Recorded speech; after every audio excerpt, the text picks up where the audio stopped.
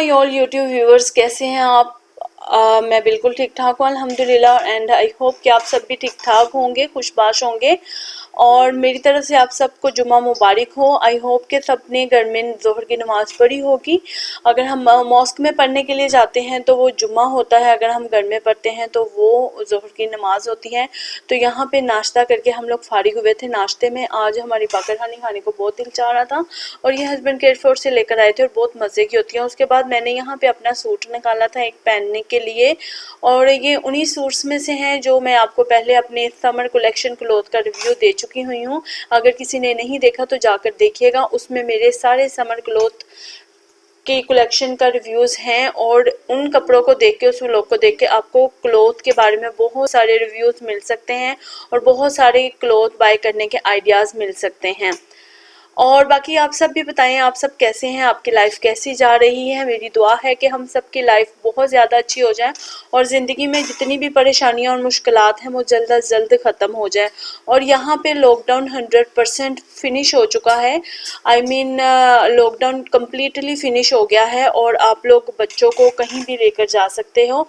और ये last night का क्लिप है, थोड़ा सा मैं अभी आप लोगों को दिखाने लगी हूँ कि अगर आप अपनी लाइफ में डेली रूटीन्स में किसी भी चीज़ से थोड़ा सा भी इग्नोर होते हो तो वो कितना बढ़ जाता है काम। ये कपड़े थे जो कि मैंने नहीं धोए थे और थोड़ा सर्फ ख़त्म था और सर्फ मंगवाने वाला था, तो जमा होते होते इतने ज़्यादा कपड़े हो गए हैं कि मेरी समझ से बाहर है कि ऐसे लगता है कि जैसे यहाँ पे कोई लॉन्ड्री खुल गई हो। एनीवेज सारे कपड़े धो के मैंने इस तरह से निकाल लेती हूँ और उसके बाद बाहर से बैल्कनी में सूखने डालती हूँ। और यहाँ पे मैंने अपने ब्यूटी स्पंज जो हैं वो पानी में भिगो के रख दिए थे। और यहाँ पे बेटे के बाल काटे थे, ये तकरीबन दोपहर का टाइम है।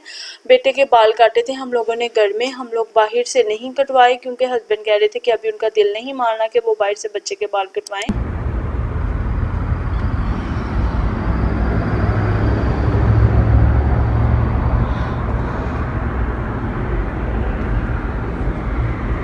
इस तरह मुँह करो, इस तरह मुँह करो।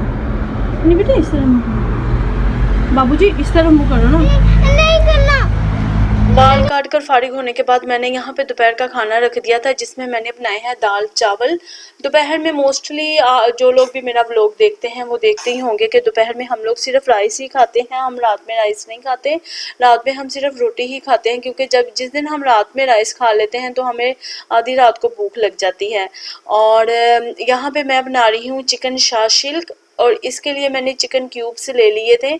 और चिकन क्यूब्स लेकर मैंने उसके में कैप्सिकम और ऑनियन काटा था और टमाटर स्क्वायर शेप्स में काट लिए थे। और उसके साथ मैंने उसके साथ बेकिंग सोडा लिया है 1/4 टीस्पून, सोया सॉस लिया है 2 टेबल स्पून, ऑयल लिया है 1 टेबल स्पून, सॉल्ट लिया है 1/4 टीस्पून, लेमन जूस लिया है 1 टीस्पून और शुगर ली है 1 टेबल स्पून। ये सारे मैंने इसके अंदर चीज़ें ली हैं। कुछ लोग इसमें चिली पाउडर भी डालते हैं, कुछ लोग अपनी मर्ज़ी से, आप अगर कुछ एडिशनल ऐड करना चाहें तो कर सकते हैं, लेकिन जो बेसिक इसके इंग्रेडिएंट्स हैं वो यही होते हैं जो मैंने आपको बताए हैं। और ये बहुत ही मज़े की चिकन शाह सिल्क बनी थी और बहुत ही ज़्यादा टेस्टी बनती है और बहुत इजी है। और इंशाल्लाह ताला आगे फर्दर व्लॉग्स में भी मैं आपके साथ बहुत अच्छी अच्छी रेसिपी शेयर करने वाली हूँ। और नेक्स्ट फ्राइडे मेरा दिल चाह रहा है कि मैं चाइनीज़ बनाऊँगी, वो मैं आपके साथ शेयर करूँगी। और दाल चावल या इस तरह की कोई भी वेजिटेबल्स वगैरह ऐसी जो भी चीज़ होती है उसके साथ इस तरह की एक चीज़ बना लेना चिकन में या कबाब्स वगैरह में, बहुत अच्छी रह जाती है। और एक तो बहुत जल्दी बन जाती है, बहुत पिकी होती है, खाने में बहुत ही मज़ा दे देती है और खाना सिंपल नहीं लगता। तो ये बस मैंने बनाई थी और आप भी ट्राई कीजिएगा और फिर मुझे बताइएगा। होप आपने भी ट्राई की होगी और मुझसे बेहतर ही बनाते होंगे। और ये अभी यहाँ रेडी हो गई थी और अभी मैं इन्हें निकाल लूँगी। और यहाँ पे मेरी आपसे एक छोटी सी रिक्वेस्ट है, प्लीज़ जो लोग भी मेरा व्लॉग देखते हैं तो वो मेरे चैनल को लाजिम सब्सक्राइब करें और मेरी फैमिली का हिस्सा बने ताकि आप लोगों की सपोर्ट के साथ मेरा चैनल इंक्रीज़ हो। आई हाईली रिक्वेस्टेड प्लीज़ मेरे चैनल को लाजिम सब्सक्राइब करें, क्योंकि मेरे चैनल को तकरीबन 4 to 5 मंथ होने वाले हैं, लेकिन मेरे चैनल पे बिल्कुल भी ग्रोथ नहीं हो रही है। और मैंने बहुत सारे यूट्यूबर्स हैं जिनको रिक्वेस्ट किया है कि मुझे शॉर्ट आउट दें ये वो, लेकिन मैं आपसे बिल्कुल सिंसियरली बात कर रही हूँ, क्योंकि मुझे बिल्कुल भी झूठ बोलना नहीं आता और बनावटी बातें नहीं करनी आती मुझे। लेकिन उनमें से कोई भी ऐसा नहीं है जिसने अभी तक मुझे शॉर्ट आउट दिया हो, और अब मेरा किसी को भी कहने को दिल नहीं चाहता। और मेरा व्लॉग बहुत सारे लोग देखते हैं लेकिन कोई भी सब्सक्राइब नहीं करता, इसलिए मेरी आपसे ये छोटी सी रिक्वेस्ट है, अगर आप चाहें आपको मेरा व्लॉग अच्छा लगे तो प्लीज़ मेरे चैनल को लाजिम सब्सक्राइब करें। और ये तकरीबन मगरिब का टाइम हो गया था और मैंने यहाँ पे अपने घर में कैंडल्स जलाई थी और ऊद भी दिखाया था, वो मैंने नहीं दिखाया क्योंकि वो मैंने दिखाया हुआ है। और नमाज पढ़ के मैं फारिग हुई थी और उसके बाद मैं यहाँ पे आ गई थी। बिल्कुल नज़दीक में ही ये लाइब्रेरी है मेरे घर के, और मेरे बेटे का सुबह पेपर है और पेपर के लिए मुझे करवानी थी थोड़ी सी फ़ोटो कॉपीज़। और यूजुअली मैं मगरिब से पहले या मगरिब के बाद वर्कआउट करती हूँ अपनी ड्रिंक पी के, और मैं कौन सी ड्रिंक पीती हूँ वर्कआउट करने के लिए वो भी मैं आपके साथ लाजिम शेयर करूँगी। और एक तो वो बहुत ज़्यादा सस्ती है और उसके बहुत ज़्यादा बेनिफिट है और वो बहुत ज़्यादा बूस्ट करती है आपकी बॉडी को और बहुत एनर्जी देती है। नेक्स्ट इंशाल्लाह ताला मैं आपके साथ शेयर करूँगी। और ये मैं आई थी लाइब्रेरी में ताकि मैं जो मुझे सुबह के एग्ज़ाम के लिए फ़ोटो कॉपीज़ चाहिए वो मैं करवा लूँ। बेसिकली मैंने अपने बेटे की सारी फ़ोटो कॉपीज़ करवा ली थी। जैसा कि आपको पता है कि ई लर्निंग चल रही है बच्चों की, तो टीम पे हमारा काम हो रहा है ई लर्निंग का। तो टीम पे टीचर्स ने काफ़ी ज़्यादा फ़ोटो कॉपीज़ और नोट्स शेयर किए थे। और तो मैंने अभी तक बुक्स भी नहीं ली, वैसे तो सब बच्चों ने बुक्स ले ली हैं, कुछ ने नहीं ली, लेकिन मैंने किसी रीज़न की वजह से बुक भी नहीं ली।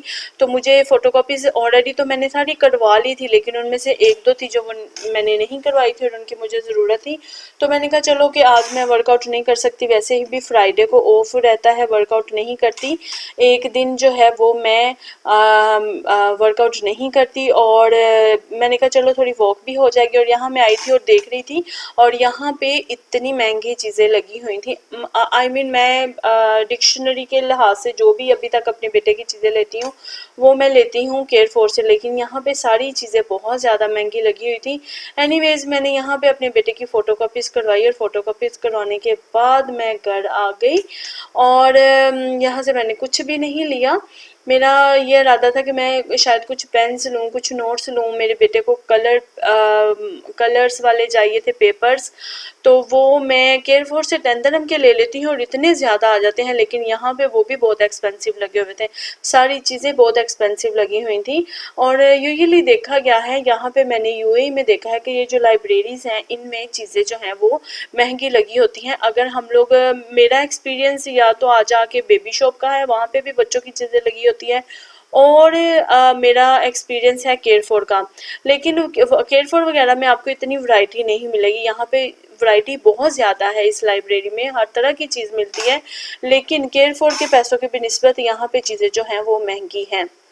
तो अभी तो मेरा बेटा बहुत छोटा है, मुझे कोई इतनी ज़्यादा चीज़ें भी स्टडी से रिलेटेड नहीं चाहिए होती, वही छोटी मोटी चीज़ें चाहिए होती है जो बच्चों की लगी होती हैं।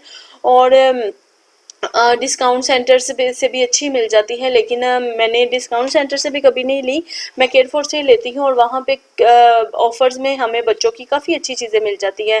जब भी बैक टू स्कूल होता है, बैक टू स्कूल के बाद जब भी ऑफर्स लगती है, अभी तो इस साल में तो काफ़ी ज़्यादा सिस्टम ही ख़राब हो गया है सारा, वरना जब बच्चों की बैक टू स्कूल हो जाता है और उसके बाद केयर फोर में बच्चों की चीज़ों पे, बच्चों के बैग्स पे और स्कूल बोटल्स पे, स्कूल डिक्शनरीज पे बहुत ही अच्छी ऑफ़र लगती है।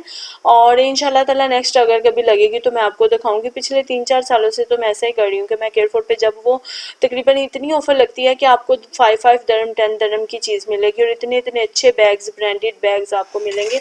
अभी आप देख लें, ये एक इरेज़र है और ये सिंगल इरेज़र सिर्फ 2 dirham का है, और मैं केयर फोर से पूरा पैकेट जो है वो 5 dirham में लेती हूँ और उससे 8 to 10 पीसीज भी हो जाते हैं कभी कभी।